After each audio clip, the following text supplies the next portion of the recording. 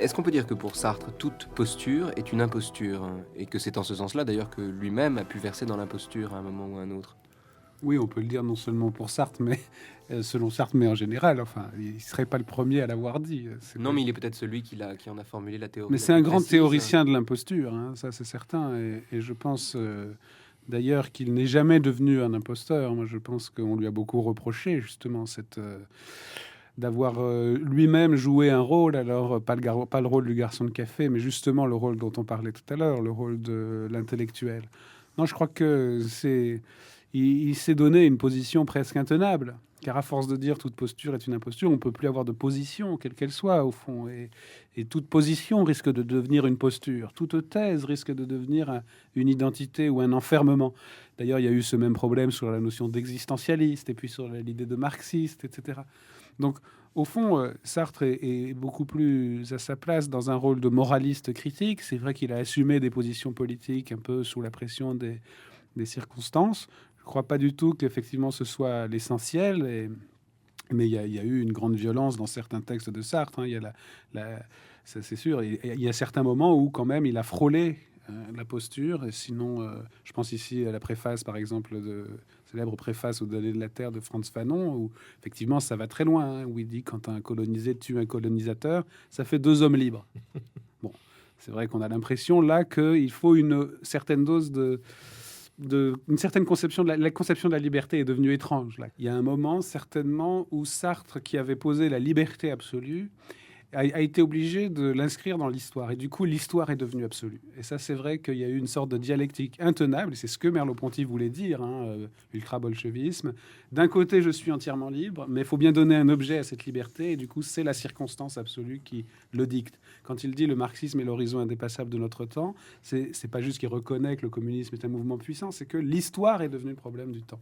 Et donc, d'une certaine manière, c'est vrai qu'on est à la traîne. C'est-à-dire que la liberté absolue ne peut plus rien créer de nouveautés précises, ne peut plus critiquer, que les libertés formelles deviennent une sorte de chose insuffisante, alors qu'en réalité, on a besoin, pour être libre, moralement, on a besoin de la liberté politique. Donc, tout ça est très compliqué. Et quand Sartre dit cette formule, qui maintenant lui est sans arrêt reprochée, il faut quand même un peu le défendre. D'abord, il y a l'ego important de Sartre. Hein. Bon, je ne dis pas surdimensionné, ce serait quand même excessif, mais c'est le marxisme tel que moi, Sartre, je le pense. Qui est l'horizon indépassable de notre Voilà, temps. bon. Et je repense le marxisme, et s'il est repensé par moi, alors là, ça va être quelque chose de bien. Bon, et après tout, s'il s'agit... Maintenant, on est résigné. Mais enfin, personne ne trouve que le capitalisme, c'est l'idéal, finalement. On a cru qu'on pouvait trouver un système de meilleure répartition des richesses, de suppression de l'exploitation. C'est quand même pas honteux de croire des choses pareilles. Bon, alors, ce qu'il y a, c'est que, bon, un homme comme Raymond Aron disait lui-même, bon, qu'il n'était pas un homme de génie. C'est un homme raisonnable et qui a une passion de la rationalité. Ben, Sartre était un peu fou. Et Sartre a son côté très partial. Par exemple, Sartre, c'est vrai que il en veut énormément à son beau-père. Et ça, c'est la même histoire que Baudelaire. C'était d'ailleurs des rapports difficiles, puisque il ne se voulait pas complètement mon père, donc il ne me commandait pas à la manière d'un père, mais d'autre part, il était autoritaire, et puis il avait un métier que je n'aimais pas beaucoup. Dès ce moment-là, il était directeur des usines de Launay-Belleville à La Rochelle. Il faisait des bateaux, il y avait des lancements, il y avait des rapports avec les ouvriers. Tout ce monde-là m'a découvert bien des choses que je ne connaissais pas encore. Je puis dire que mon adolescence a été fructueuse de ce point de vue. Sous prétexte son beau-père, qui je crois un type tout à fait honorable, est polytechnicien, il décrète que les polytechniciens sont des salauds. Bon, voilà en quoi il est excessif.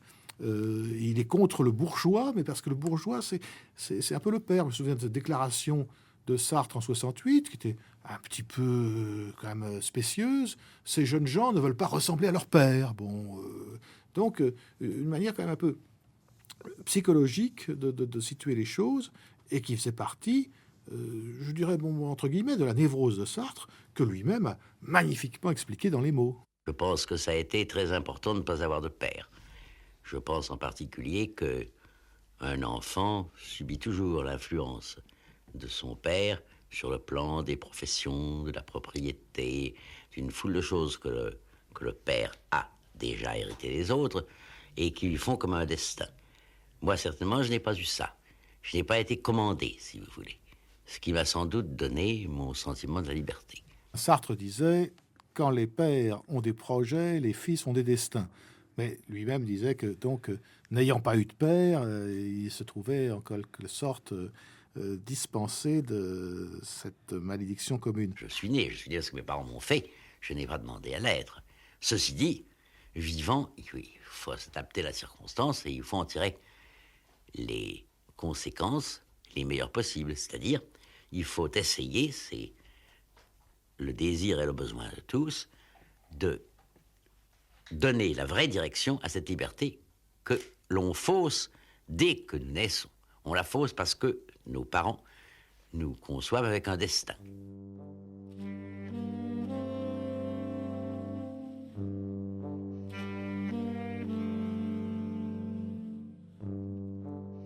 Dans l'essai qu'il lui consacre, après avoir décrit l'enterrement de Sartre et la foule hétéroclite des gauchistes, des mondains, des postiers, des Vietnamiens, des femmes en larmes, des Africains et des visages célèbres ou anonymes, Bernard-Henri Lévy se pose la question de savoir par quel mystère de séduction une seule vie avait suffi à rassembler tant de ferveurs disparates.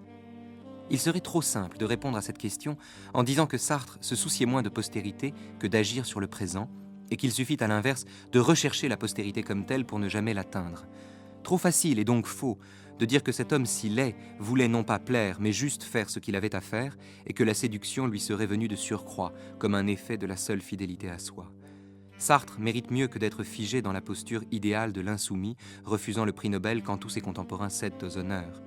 Peut-être même que le pape de l'existentialisme, le prophète des hommes sans Dieu, jouait à l'intellectuel total comme d'autres après lui jouèrent à être Jean-Paul Sartre. Mais il reste néanmoins qu'avant d'être philosophe, biographe, autobiographe, écrivain ou encore fondateur de revues et de quotidiens, Sartre demeure une individualité magnifique, une pure comète dans le système terrestre. Il y a quelque chose d'incorruptible chez cet homme-là, un au-delà de la posture, une dimension de son projet, ou de son destin puisqu'il est mort, qu'on ne pourra jamais réduire ni à l'injure ni à l'éloge. Pour plaire ou déplaire à tant de gens, il faut être soit un caméléon, soit un homme libre. Or, si Sartre échappe à ses contempteurs comme à ses turiféraires, c'est parce que le diagnosticien de l'aliénation n'est réductible ou identifiable à aucune des causes qu'il a pourtant épousées. Ce qui distingue Sartre des autres, c'est qu'en un sens, il n'en a pas besoin et que l'amour de soi l'emporte finalement chez lui sur l'amour propre. L'indépendance, c'est le supplément d'âme du matérialiste.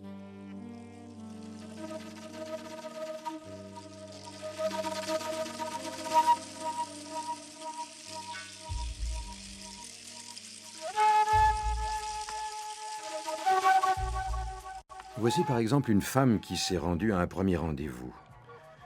Elle sait fort bien les intentions que l'homme qui lui parle nourrit à son égard. Elle sait aussi qu'il lui faudra prendre tôt ou tard une décision. Mais elle n'en veut pas sentir l'urgence. Elle s'attache seulement à ce qu'offre de respectueux et de discret l'attitude de son partenaire. Elle ne saisit pas cette conduite comme une tentative pour réaliser ce qu'on nomme les premières approches, c'est-à-dire qu'elle ne veut pas voir les possibilités de développement temporel que présente cette conduite. Elle borne ce comportement à ce qu'il est dans le présent. Elle ne veut pas lire dans les phrases qu'on lui adresse autre chose que leur sens explicite. Si on lui dit « je vous admire tant », elle désarme cette phrase de son arrière-fond sexuel. Elle attache au discours et à la conduite de son interlocuteur des significations immédiates qu'elle envisage comme des qualités objectives. L'homme qui lui parle lui semble sincère et respectueux, comme la table est ronde ou carrée, comme la tenture murale est bleue ou grise. Et les qualités ainsi attachées à la personne qu'elle écoute se sont ainsi figées dans une permanence chosiste qui n'est autre que la projection dans l'écoulement temporel de leur strict présent. C'est qu'elle n'est pas au fait de ce qu'elle souhaite. Elle est profondément sensible au désir qu'elle inspire, mais le désir cru et nu l'humilierait et lui ferait horreur. Pourtant, elle ne trouverait aucun charme à un respect qui serait uniquement du respect. Il faut pour la satisfaire un sentiment qui s'adresse tout entier à sa personne, c'est-à-dire à sa liberté plénière, et qui soit une reconnaissance de sa liberté. Mais il faut en même temps que ce sentiment soit tout entier désir, c'est-à-dire qu'il s'adresse à son corps en tant qu'objet. Mais voici qu'on lui prend la main. cet acte de son interlocuteur risque de changer la situation en appelant une décision immédiate. Abandonner cette main, c'est consentir de soi-même au flirt, c'est s'engager. La retirer, c'est rompre cette harmonie trouble et instable qui fait le charme de l'heure. Il s'agit de reculer le plus loin possible l'instant de la décision. On sait ce qui se produit alors. La jeune femme abandonne sa main mais ne s'aperçoit pas qu'elle l'abandonne. Elle ne s'en aperçoit pas parce qu'il se trouve, par hasard, qu'elle est, à ce moment, tout esprit. Elle entraîne son interlocuteur jusqu'aux régions les plus élevées de la spéculation sentimentale. Elle parle de la vie, de sa vie. Elle se montre sous son aspect essentiel, une personne, une conscience. Et pendant ce temps, le divorce du corps et de l'âme est accompli. La main repose, inerte, entre les mains chaudes de son partenaire, ni consentante, ni résistante. Une chose. Nous dirons que cette femme est de mauvaise foi. Nous dirons que cette femme est de mauvaise foi.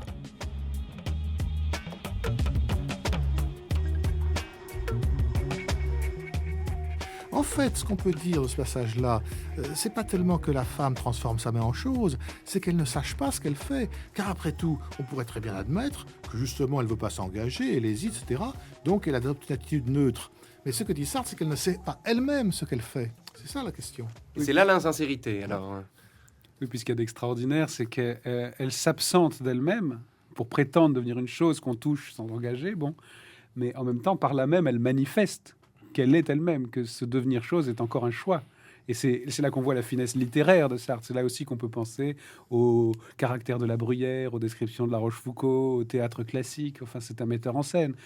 Cet homme-là, il était fait pour écrire le théâtre. C'est évident que c'est donc un talent littéraire extraordinaire qui montre un problème philosophique même un paradoxe philosophique non moins extraordinaire. C'est-à-dire, elle s'absente et par là même, elle devient une chose. Alors que si elle était présente à son corps, elle manifesterait qu'elle ne l'est pas. C'est-à-dire, elle manifesterait que être, pour elle, c'est ne pas être ce qu'elle est. Et elle manifesterait clairement que, bon, la seule cas où elle est sauvable, finalement, c'est si ce fait de s'absenter de sa main devenait une tentative de séduction. Peut-être que là, elle redeviendrait dans une perversité très 18e siècle. Moi, un je sujet. vois pas trop. Sinon, elle fait comme si elle n'était pas là. Et la mauvaise foi, c'est faire comme si on n'était pas là. Je vais rejoindre le camp féministe, là. Moi, Le camp du castor. Le camp du castor qui, apparemment, n'avait pas contesté ce passage, autant que je sache. Mais, parce que Sartre a dédié L'être et le néant à Simone de Beauvoir. Entendu, comme la critique de la raison dialectique, d'ailleurs. Les gros livres, c'est pour sa femme. Mais je dirais que, au fond, dans l'étude de cette femme, moi, je pourrais dire que, indépendamment du fait qu'elle ne sait pas elle-même ce qu'elle fait, mais c'est tout à fait un peu l'attitude de l'homme de pouvoir. On citait ce mot de Louis XIV, qui était également celui de Mitterrand, quand on lui posait une question qui l'embarrassait quelque peu, sur laquelle il n'y avait pas de réponse, il répondait évasivement « je verrai ». Bon, au fond, cette femme, elle dit « on va voir ». Bon, simplement, elle ne sait pas. C'est qu'elle a une attitude qui ne correspond pas à ce qu'il y a dans sa conscience. L'être et le néant s'achève sur l'annonce d'un ouvrage prochain que Sartre, en définitive, n'écrira jamais comme tel, un ouvrage de morale dans lequel Sartre répondrait à la question de savoir comment, en somme, libérer la liberté dont il parle, puisque dans L'être et le néant, il décrit les mésaventures d'une liberté radicale qui est la nôtre, et il annonce un ouvrage qui expliquerait comment éviter les arcanes de la mauvaise foi, qui dirait pourquoi faire cette liberté. Oui, non, sur la question de la morale, c'est évidemment quelque chose qui lui a été longtemps reproché. Même s'il avait écrit les cahiers pour une morale, il ne les a en effet pas publiés. Il y a quand même une raison. Et la raison, elle est complexe. C'est-à-dire, et d'abord, bon, il y a aussi le fait que, très logiquement, L'être et le néant, qui est un livre sur le projet, se termine sur un projet. Il y faut un prochain... Nous y consacrerons un prochain ouvrage. Donc, au terme de 700 pages, on peut être surpris, mais la critique de la raison dialectique n'est que le tome 1, également, de la critique de la raison dialectique. Et on c'est a qui fait lui aussi un... 700 pages, donc annonce aussi une suite. Et il y a un tome 2 posthume. Voilà, donc c'est un philosophe du projet, de la liberté, toujours en autodépassement, et au fond, le fait qu'il y ait de l'inachèvement est presque une preuve supplémentaire de ça. Mais quand même, il a un problème, c'est que, et ce qui est au cœur aussi de la conférence de vulgarisation, l'existentialisme est un humanisme, c'est que si l'homme est toujours liberté, n'est pas ce qu'il est, s'il n'y a pas de fondement transcendant, si le seul fondement, c'est cette absence de fondement, eh bien, on peut quand même pas fonder une morale sur des valeurs transcendantes. Donc, il faut fonder la morale sur cette absence de fondement qu'est la liberté. C'est pourquoi, au fond, il l'a déjà fait de sa morale dans L'être et le néant. Et c'est ce qu'il n'a cessé de dire ensuite. Il a cherché quand même des fondations de valeurs, des fondations notamment, et c'est ça qui le conduit à l'histoire et à une interprétation selon laquelle quand même le marxisme est l'horizon indépassable de notre temps, selon la phrase célèbre des questions de méthode. Hein. Enfin, en tout cas, dans L'être et le néant, il y a déjà une morale justement qui est le fait que si on est libre, si notre être, comme néant, comme conscience, nous condamne à la liberté, comme dit Sartre, hein, on est condamné à être libre, eh bien, la morale consiste à respecter cet être-là. Et donc à ne jamais se considérer comme déterminé par quelque chose d'autre que par la liberté. Ce qu'il appelle mauvaise foi, justement. Vous avez dit éviter les arcanes de la mauvaise foi.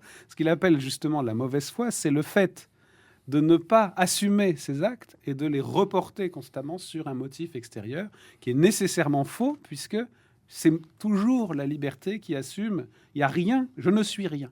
Donc on ne peut pas dire j'ai fait cela parce que je suis né ici ou là, parce que j'ai tel ou tel corps, parce que je suis tel ou tel sexe, telle ou telle classe sociale, tel ou tel moment de l'histoire. Je ne peux jamais me défausser, comme dit ça. Donc la morale, elle est là. Il n'y a pas à la chercher ailleurs. C'est le fait que je dois me comporter par rapport à ma liberté.